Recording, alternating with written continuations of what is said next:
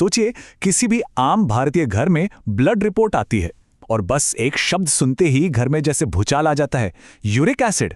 और बस फिर तो खाने की हर चीज शक के घेरे में आ जाती है। तो आज चलिए इसी कंफ्यूजन को, इसी उलझन को जड़ से सुलझाते हैं। सबसे पहली सलाह अक्सर डॉक्टर से यही मिलती है, प्रोटीन वाली हर चीज बस खाने के लिस्ट से गायब। और यही से सारी की सारी कंफ्यूजन की जड़ शुरू हो जाती है। इसके बाद आते हैं हमारे दोस्त, हमारे रिश्तेदार, अपनी अपनी सलाह लेकर। अब देखिए, उनकी नीयत तो अच्छी होती है, पर ये सलाहें अक्सर आधी अधूरी जानकारी पर टिकी होती हैं और कंफ्यूजन को कम करने के बजाय और बढ़ा देती हैं। और इतनी सारी सलाहों के बाद दिमाग में बस एक ही सवाल घूमता रहता है, भाई खाएं तो आखिर खाएं क्या? क्या अब जिंदगी सिर्फ लौकी और करेले के भरोसे ही चलेगी? मतलब ये सोचना ही कितना फ्रस्ट्रेटिंग है ना? लेकिन रुकिए, कहानी में एक बहुत बड़ा ट्विस्ट है। क्या हो अगर जिस दाल को सालों से विलन बनाया जा रहा है वो असल में बेकसूर निकले? असली मुजरिम तो कोई और है, जो बड़े आराम से पर्दे के पीछे छिपा है। चलिए आज इस पूरे मामले की तह तक चलते हैं। तो इन सारे मिथकों को एक एक करके तोड़ने से पहले सबसे पहले ये समझते हैं कि आखिर ये यूरिक एसिड है क्या चीज।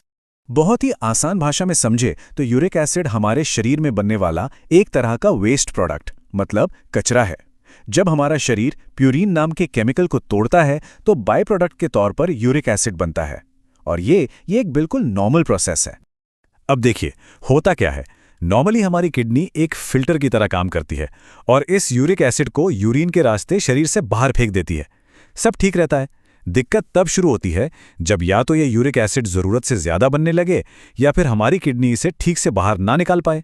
तब ये खून में इकट्ठा होने लगता है और जोड़ों में जाकर छोटे छोटे नुकीले क्रिस्टल बना लेता है और यही क्रिस्टल्स गाउट के उस भयानक दर्द की वजह बनते हैं।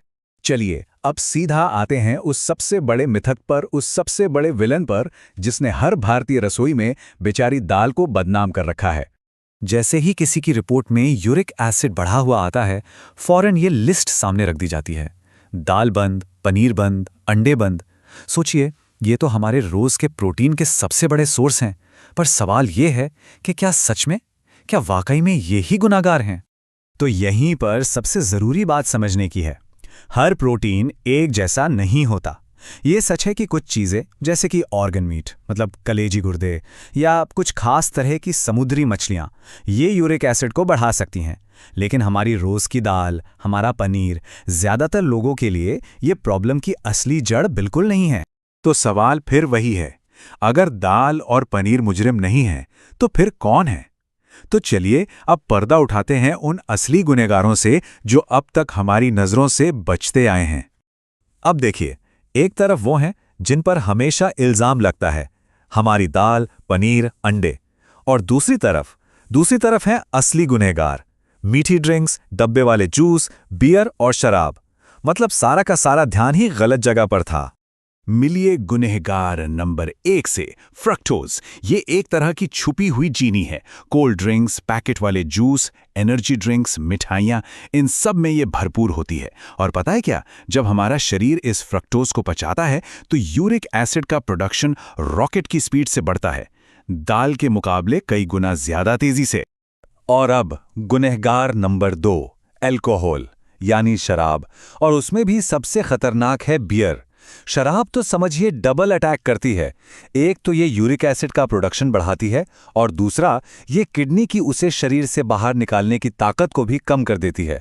कमाल की बात है, लोग पार्टियों में दाल रोटी खाने से तो मना कर देंगे, लेकिन बियर और शराब चलती रहेगी और फिर सोचते हैं कि यूरिक एसिड कम क्यों नहीं हो रहा।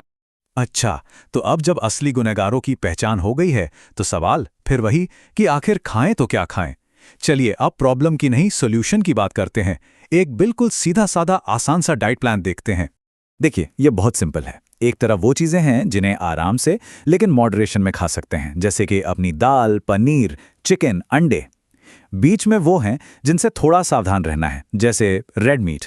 और सबसे जरूरी तीसरी तरफ हैं वो असली दुश्मन, जिन्हें सच में कम करना है या हो सके तो बंद ही कर देना है। सारी मीठी ड्रिंक्स, जूस और शराब। अब डाइट तो हो गई, लेकिन इसके अलावा यूरिक एसिड को कंट्रोल करने के लिए हमारे पास 2 और सीक्रेट वेपन्स, मतलब गुप्त हथियार हैं। पहला और सबसे आसान हथियार है पानी। बस एक टारगेट बना लीजिए, दिन में कम से कम 3 लीटर पानी पीना ही पीना है। पानी हमारी किडनी की मदद करता है ताकि वो यूरिक एसिड को आसानी से शरीर से फ्लश आउट कर सके। बहुत ही सिंपल लेकिन बहुत ही पावरफुल आदत है ये। और दूसरा सीक्रेट वेपन है वजन को मैनेज करना।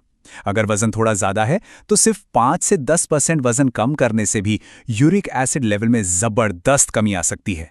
ये सिर्फ दाल बंद करने से कहीं कहीं ज्यादा असरदार तरीका है। तो चलिए, अब तक हमने जो कुछ भी समझा है उसे एक नए और पावरफुल हेल्थ मंत्र में समेट लेते हैं। और सार बस इतना सा है, यूरिक एसिड कोई दाल की प्रॉब्लम नहीं है, ये असल में चीनी की, शराब की और हमारे लाइफस्टाइल की प्रॉब्लम है। असली दुश्मन प्रोटीन नहीं, असली दुश्मन है गलत जानकारी। तो अगली बार जब भी कोई कहे कि अरे यूरिक एसिड है, दाल बंद कर दो, तो बस इतना कहना है, दाल नहीं, कोक बंद करो। अगर इस जानकारी ने यूरिक एसिड को देखने का नजरिया थोड़ा भी बदला है, तो समझिए कि सेहत की तरफ सही कदम उठ चुका है।